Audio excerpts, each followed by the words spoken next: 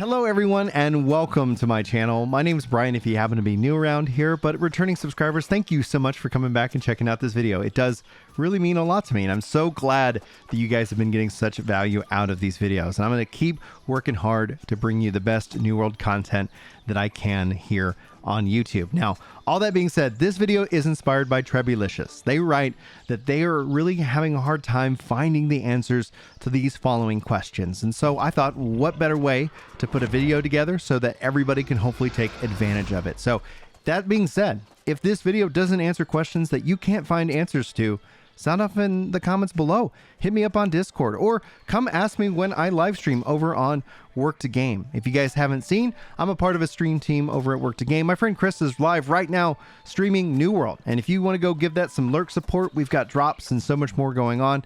It's honestly a great time. We have a lot of fun and you can always ask me live as well. But what I want to do today is I want to answer these questions from Trebulicious and hopefully help answer these questions for you as well. Now, those questions are talking about inventory, weight management, how do you salvage, how do you interact with the town, the storage, how does storage work at all, and so much more in relation to that. So let's go ahead and get dived in because we got a lot to cover and we're gonna have some fun. So anyway, let's talk about your inventory management, clearing it, and what do you do when you're overweight. Now, right now, if I pull up my inventory, you can see I'm not that heavy, but as I go out into the world, as I venture into it, I'm going to fill up my inventory and it could become a problem. So whether you're in town or you're out and about, just kind of be paying attention to this. You can actually see this easily on your UI, right where it says your bag, right where you see the tab button in the bottom right hand side. You'll see a little white bar and it actually starts to fill up as we pull in items. So let me just go ahead and grab a couple items, fill up my inventory a little bit, see if we can't get ourselves encumbered and get myself a good example of what that's going to look like for you. So I can grab some materials. You can see I'm now encumbered and that's going to make me move a lot slower and I'm not going to be able to teleport and it's not really that much fun. Now there's a thing in the game called an encumbrance potion. You can drink that. It's going to give you a temporary boost to your carrying capacity. This can be a big help, especially if you really don't want to drop that one item. But if we pull up our items here, I've got a couple things that I can go ahead and get rid of. Now out and about, honestly, if you don't know if you want to use it, you can see here this sword isn't as good as it should be. I can go ahead and salvage it. In fact, this game has a player-driven economy, and you'll hear me say this over and over again. The end game begins at level 1, and that might seem foreign if you're coming from like World of Warcraft, Final Fantasy, some of the more, I guess, modern MMOs that have been around for a little bit. That's because in this game, everything is really going to be driven off of players and drops. So if you're unsure, you can always hit the L button and actually lock the item for later. So you're like, hey, I don't want to accidentally salvage this. But in this case, I do know I want to salvage these items and I'm going to keep this one. Now, there's a couple ways you go about it. You can hit the C key and you can click to do a salvage and it's going to say, hey, this is what you're going to get for salvaging this item. Do you want to go ahead? And you can confirm that. If you want to skip over that prompt, you can actually hold the control key, then hold C, and those together will allow you to just automatically salvage. It's going to give you some gold. It's going to give you some repair parts. And this is really important. In fact, don't worry about salvaging too much, especially as you're leveling. It should be a stress-free or a low-stress proposition. But you can still see here, my weight is not enough. Doing that did not free me up enough, but I can go ahead and salvage a few more things and I can see if I can get closer and closer and closer to what I need to be. Now it looks like I'm gonna have to sacrifice the shield, and that's okay because I actually really wasn't planning on using it and I'm still unfortunately over the weight capacity. So in this case, this is where an encumbrance potion would be nice, but you might have to actually drop some items. You can do so by just clicking and holding and moving over to the side, and it's going to have you confirm those items that you can drop. No one else can go steal those. So I'm going to go ahead and keep those because I am in town, and that's where we want to interact with the storage shed. I'm going to point you to this beautiful little bar right here, this little arrow, store all. I can easily move massive amounts of items into my storage. Now, when it comes to multiple town storages, these are linked and connected. So I can actually drop in, let's say I want to go drop in my cooking over here. I can store that over in another town that I've been have access to. You can only view the ones that you have yet to access, but you can at least see that there's a lot of different storage options in the game. I'm going to stay within Monarchs because I actually want to move all these items into Windsward, because another question that that Trebulicious asked is that when it comes to your crafting, when it comes to your interacting with the markets, all of that actually will pull from your inventory, and it will also pull from storage. So if we go over into the kind of crafting stations, we can go ahead and see if we can't find some items that might have us interact with them. So I know I have some leather. Let's see if I can find the leather station. If you ever get lost in town, you can always hit the M key and you can hover over the different objects. So right here's the tannery. I'm going to right click. So that's going to put a little marker on this. So now you can see as a part of my compass and how far it ultimately is. And so that helps me kind of find where I'm going. And now I have found the tannery. So let me go ahead and interact with this. This is actually pulling items from storage. Now, if I go ahead and craft up and tan up these leathers here, and I continue my craft, I have now crafted that. But also what happens, right, you level up, has moved the leather into my inventory. So even if you draw from a storage shed, and in terms of crafting, the finished product will show up in your inventory. So just kind of keep note. If you do a lot of crafting, you end up running out of town, and all of a sudden you're like, oh no, I'm full up. Oh, what do I do? Well, that's the reason. You ended up crafting it. It moved it to your inventory, and you're probably going to have to run back, teleport back, or you're going to just have to kind of deal with it for the time being. Now, when it comes to salvaging, you saw me salvage, right? Like at the end of the day, you're going to be getting a lot of loot. Salvaging is an important aspect to it, but don't fret as you're leveling. Once you start getting into kind of the level 60 content and your gear, we do know the loadout system is coming down the road. That's going to be important for all of us. But at this time, use those storage units as your own personal loadout setup. So you can kind of say, hey, this is my tank build. I'm going to store always that in, first light. And this is my, healer build. You can use that to kind of use what I call the poor man's loadout system. So you can kind of manage your loadouts that way. But more and more features are coming down the road on that. Let's go ahead and get away from this guy hammering on the iron there, just so it doesn't like brutalize y'all's ears as you're listening to me. Let's talk about territory management and territory standing. When it comes to your rewards, here's how I go about it. Every time you level up in your territory, level cap per territory is 300 each. So you get all the rewards if you want to grind towards it. They're going to give you a lot of offerings. I've been taking XP, but I do not recommend that you do that. The reason I'm taking XP is because we're rushing as a part of Return to Eternum. So I want anything that's going to get me faster and higher level.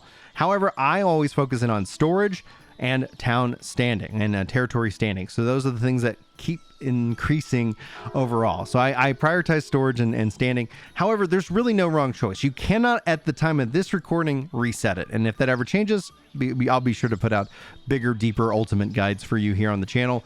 But note that they are working on that. That's one of the things that they want to work on. And I just prioritize that. The reason I don't normally prioritize XP is that once you hit 60, there's no real value for it. If they ever do change that system, which is something I advocate for, that's going to have value for everybody.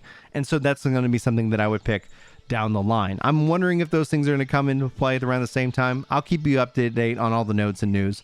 How this game evolves. So that's just one aspect. Feel free to go work on territory standing. I do like the gathering speed, but I end up not really taking it on my main character. I prioritize other things, and that's just going to be something that you're going to have to kind of choose for yourself. There's no wrong answer, and if you make a wrong choice, you can just kind of go grind a little bit more, and you can make a different choice because they're going to keep giving you options every time you level up. Now, I would recommend at level 10, it does force you to take a house, and I would recommend getting a house as soon as you can. I know some people disagree, and that's perfectly fine. The reason why you get a house is it gives you an instant teleport back. It gives you more storage. You get a couple of options. You can sell it for half the price that you spend on it, and then eventually working your way up into the higher tier houses will be a huge help for you. All right, so we talked about that. Now let's talk about side story quests and more. You can see here, I've been doing them. They're good. They're fun. I would personally go ahead and grab them, especially as a part of the new player experience. Namely because what that does is you're out and about already. You're getting the quests, you're going to the areas anyway. And I doubt you're going to end up running into any kind of limitation on picking up those side quests anytime soon. You're just going to grab them, run the quests, and that's going to be really good. Especially it's going to just overall kind of smooth out your leveling experience. So I hopefully that helps answer that question. Now let's talk about tools. Should you buy or craft your tools? Honestly, as you're gathering and getting the materials, I would recommend, if you want to, craft them. Crafting your tools is going to overall help your gathering experience all in all. Now I've just got the basics here on this character. However, getting better tools is going to overall improve the experience, especially at my level. That's something that you should absolutely invest in yourself. Whether you want to buy them from the markets or not, there's no wrong answer. If you want to go invest in yourself in crafting and be able to craft your own tools and kind of have that level of independence and freedom from market fluctuation prices, all the more power to you. You're going to be leveling up your end game all throughout this process because you're already in the end game. Buy, make, there's no wrong choice, but upgrade, invest in yourself, especially if you like the gathering and harvesting game that is going on. You're not going to go wrong with a better tool that's going to increase your gathering speed and also take out the perks that they have. Now, this isn't going to go into the detail about perks. I look at yield. I look at, speed boost, haste, things like that. But that's in no way saying like that's the recommendation and any other choice is wrong. Find what you like, play around with it. You're not going to make a mistake because you can always get a new piece down the road. Just always, in fact, actually, let's talk about markets and buying from the markets because there's some tools that I want you to be aware of. I should have planned out a little bit of this a little bit better as I spend a little bit of time running back and forth. You see this page over here as I get distracted because this is how I play the game, very distracted. Grab all these pages. Even if you don't want to read them, they're going to give you a nice little experience boost along the way. So that's a pro tip if you haven't caught on to that. Trading Post is going to give you a couple things. I recommend Can't Afford, Can't Equip. And if I want to go into the tools section and go into gathering tools, I can say, hey, what do I want? And then you can sort based off the tier. So it's, again, I can afford and I can equip. So these are the things that I should be able to do. You can see here 351 gathering speed. How much is this? 400 gold? Well, maybe I want to get that. Maybe I want to craft that. Like there's nothing wrong with that. So as the rarity of these things go up, then you're going to start to see more and more perks. Gathering speed, gathering yield, luck, Azoth extraction. So if you're finding yourself short on an Azoth, which ultimately you really won't in the long run, not anymore in this game, these are good things to kind of keep an eye out for. Try them all. Figure out what you end up liking the most. And there's really no absolute wrong choice because you're not going to be stuck in it because you're going to end up upgrading these things as you level up down the road. Anyway, now when it comes down to it, we talked about the short shed, we talked about the inventory, and we talked about crafting. We could cover the tools and everything more like that. So I'm going to, as a final send off for this video, guys, this is a really great filter tool. We talked about Can't Afford, Can't Equip, but if you want to get more nitty gritty, focusing on strengths, single attributes, various perks, you want to see all the different perks in the game. Let's say you do want that haste, etc. Let's say you do want, certain things. You can search for these things and you're going to be really, really good to go. Use this tool to really kind of, narrow down the things that you might specifically be looking for. And then don't forget to sell. Selling items is going to be great. You can look for people who are willing to do buy orders. This is going to tell you there's a demand for that. Clicking on sell itself, you can see here, these are selling for 95, almost a gold. Now, this is a new economy. You're going to see prices are going to be different all over the place. And I could choose to sell this if needed, or I can choose to take the buy order. Now, you can see here, most likely what they might be doing is they might be buying it for 2 cents and then flipping it and selling it for 90, in that regards. And so they're making a profit off of you just farming, but feel free to kind of play around with that. Once you get to a certain gold, like right now I've got 2,000 gold on this character. On my main character, I think I'm coming up on 65,000. I'd like to go shopping a lot on that character. I bought all the big houses, et cetera, et cetera. But when it comes down to it, once you kind of get over the 40 or 50, thousand, it's perfectly fine to take some gambles and do some buy orders and see if you can't let people farm for you, and then that way you're just kind of profiting off of their work and you just had the money to begin with. So that's kind of a pro tip on how to make money, and we might cover more of that here on the channel if you guys need it. Now, I believe that hopefully helped answer all your questions, Trebleicious, but if there's any questions out there that remain, sound off in the comments. I'm here to hopefully make your New World experience better. Come hang out with me in Discord. Come hang out with me on Twitch. This is just a community which we like to talk about video games, but mainly we're really just head over heels in love with this game. Thanks guys so much for your time. Hopefully you enjoyed this video. Hopefully I'll see you next time. But until then, take care.